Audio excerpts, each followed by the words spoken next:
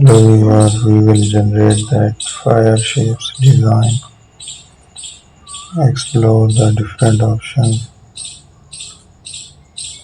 We will generate these shapes to have it. The new shape is here. We are going to create the design. Explore these options. So keep making the clones of each other. Add a paint. Let's use the razor tool. Thank you for watching my video. Don't forget to subscribe my channel.